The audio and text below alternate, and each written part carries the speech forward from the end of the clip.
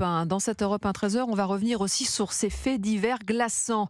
Souvenez-vous, plusieurs vols avaient eu lieu ces derniers mois au Champ de Mars, au pied de la Tour Eiffel, dont celui d'une touriste brésilienne et de sa sœur en février dernier. Les deux agresseurs avaient réussi à prendre la fuite. Mais c'est une information Europe 1. L'un des deux suspects a été interpellé hier soir, William Molinier. Oui, interpellé à la gare Saint-Lazare vers 18h30.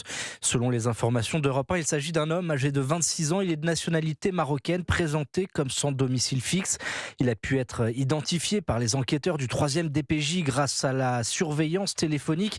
Les policiers ont établi qu'il effectuait régulièrement des déplacements entre les villes d'Argenteuil, de Saint-Denis, en passant par la gare Saint-Lazare. Il est actuellement en garde à vue, soupçonné donc du viol d'une touriste brésilienne au pied de la Tour Eiffel dans la nuit du 4 au 5 février dernier.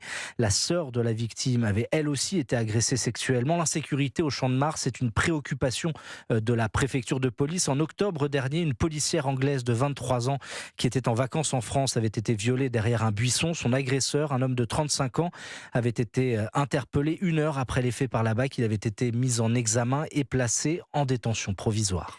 William Molinier du service police-justice d'Europe